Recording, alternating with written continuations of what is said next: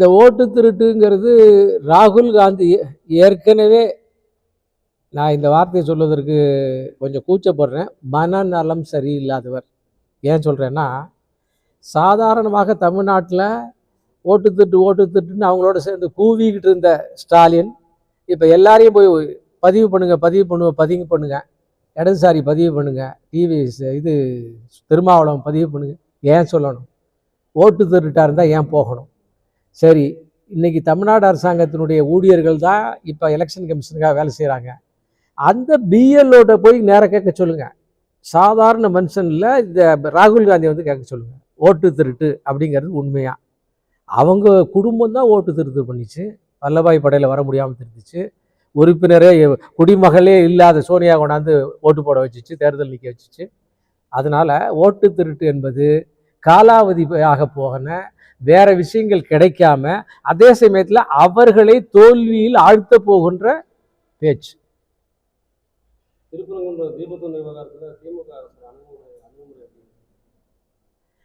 நீதிமன்றத்தை மதிக்காததில் திமுகவுக்கு மேலே புதுசாக ஒரு கட்சி தொடங்க முடியாது. பல கோர்ட்டு தீர்ப்புகள் அது வந்து மதிக்கலை. அரசாங்கம் வந்து என் பணத்தில் உங்கள் பணத்தில் மெஜாரிட்டி கம்யூனிட்டியுடைய மனதை புண்படுத்துகின்ற வகையாக, உரிமையை பறிக்கின்ற விதமாக சுப்ரீம் கோர்ட்டில் கேஸ் போடுறாங்க. அதில் பெட்டிஷன் ஃபைல் பண்ணின வாதாடுவதற்கான வக்கீல் குழுவை பாருங்க, எல்லாரும் 2 கோடி 3 கோடிக்கு மேல் தான். நம்ம காசு எடுத்து நாட்டினுடைய மெஜாரிட்டி மக்களுடைய மத உரிமைகளை புண்படுத்துகின்ற விதமாக இந்த அரசாங்கம் செயல்படுது. இதுக்கெல்லாம் இது பதில் சொல்லி தான் ஆகணும். வரிசையாக பல விஷயங்கள் செஞ்சுக்கிட்டு இருக்கு. மெட்ராஸில் வந்து அண்ணா பல்கலைக்கழகத்தில் இந்த மாணவிக்கு ஏற்பட்ட கொடுமைக்கு ஸ்டேட் ஹைகோர்ட்டில் பதிவு பண்ணதுக்கு எதிர்த்து சுப்ரீம் கோர்ட்டுக்கு போகுது. எல்லா விஷயங்களுக்கும் எதிர்த்து சுப்ரீம் கோர்ட்டுக்கு போகுது. அந்த சுப்ரீம் கோர்ட்டுக்கு யார் காசு கொடுக்குறா? அதனால் இந்த அரசாங்கத்தினுடைய மக்கள் விரோத போக்கு, நம்ம கையிலேருந்து காசு எடுத்து கொடுக்குற போக்கு இப்போ திருப்பரங்குன்றம் மூலமாக இன்னும் அதிகமாக வெளிச்சத்துக்கு வந்து நீதிபதி மேலே இம்பீச்மென்ட் கொண்டு வந்திருக்காங்க. ஃபேஸ்புக், ட்விட்டர், சோஷியல் மீடியாவில் ஓரளவுக்கு இருக்கக்கூடிய மிக சாமானியவனுக்கே தெரியும் இம்பீச்மெண்ட் கொண்டு வர முடியாதுங்கிறது. அவ்வளோ தூரத்துக்கு அதனுடைய ரூல்ஸ் முழுசாக இப்போ வெட்ட வெளிச்சம் ஆயிடுச்சு. கோர்ட்டு தீர்ப்பை வைத்து எந்த நீதிபதி மீதும் இம்பீச்மெண்ட் கொண்டு வர முடியாங்கிறது சாதாரணமான காமன் மனிதனுக்கு தெரிய ஆரம்பிச்சிருச்சு. அதுக்கப்புறம் இவங்க ஏன் போட்டாங்கன்னா, இவங்களுக்கு தெரியாமல் இல்லை, தெரியும். ஆனாலும் போட்டாங்கன்னா இந்த ஒரு கம்யூனிட்டி மேலே இருக்கக்கூடிய வன்மம், இந்த நாட்டினுடைய தமிழ்நாட்டில் நெக்லிஜிபிள் அந்த கம்யூனிட்டி மேலே, எம்எல்ஏ இல்லை, எம்பி இல்லை, மந்திரி இல்லை, அந்த கம்யூனிட்டி மேலே இவர்களுக்கு பயம் இருக்கிறதா, பயமாக இருக்கிறதா, அல்லது இவர்கள் பேரை சொல்லி இன்னும் வந்து அந்த திராவிட மாயையை போகிறதுக்கான முயற்சியா, அது கூட தோல்வி வரும். எனவே இது இம்பீச்மெண்ட் என்பது காலம் தாழ்த்துவதற்காகவும் திசை திருப்புவதற்காகவும் தலையில தாங்களே மண்ணள்ளி போட்டு கொடுவதற்காகவும் திமுகவினுடைய யுக்தி. ஹோம் மினிஸ்டர் அமித்ஷா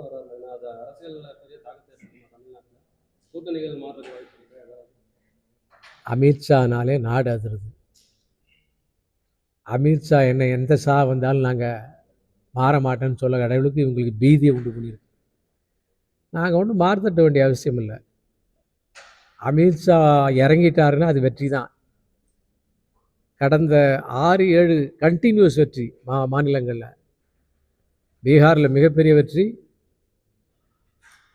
மகாராஷ்டிராவில் 2/3 மெஜாரிட்டி வெற்றி, ஹரியானாவில் வெற்றி, இப்போ திருவனந்தபுரத்துக்கு அமித்ஷா போல் அங்கே மக்களுடைய அவங்களான எழுச்சி, அந்த வெற்றியை தமிழ்நாட்டிலும் உண்டு பண்ணி விடுவார்களோ என்ற பயத்தில் அமித்ஷாவினுடைய வருகையை பற்றி ஆளுங்கட்சி கவலைப்படுகிறது.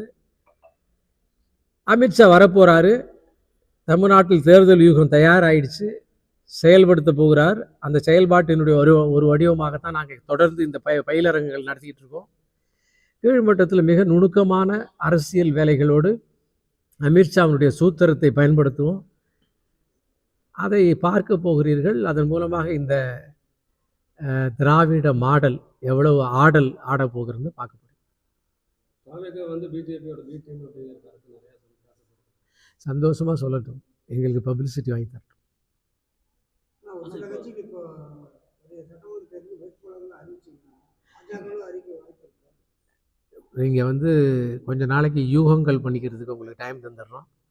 நிறைய பேரை வந்து வேட்பாளர்னு சொல்லுங்கள், எங்கள் ஆள் முழுசா அதிக பாப்புலாரிட்டி ஆகட்டும், அதுக்கப்புறம் உங்களுக்கு ஒரிஜினல் அறிவிச்சு. ஆனால் இப்போ பாரத பிரதமர் வந்து வரும் பொங்கல் பண்டிகைக்கு தமிழகத்தில் கொண்டாட போவதாக சொல்லியிருக்காரு. அதுக்கு பல்வேறு தரப்புல இருந்து சமூக வலைத்தளங்கள்ல ஒரு சர்ச்சை பதிவு வருது. அதை எப்படி பார்க்குறீங்க? அவங்களுக்கு என்ன பதில் சொல்றீங்க? தமிழ்நாடு இந்தியாவில் இருக்கா, வெளிநாட்டில் இருக்கா? தமிழ்நாட்டுக்கு பிரதமர் வரக்கூடாது, பண்டிகை கொண்டாடக்கூடாதுன்னு சொல்வதற்கு யாருக்கு உரிமை இருக்கு?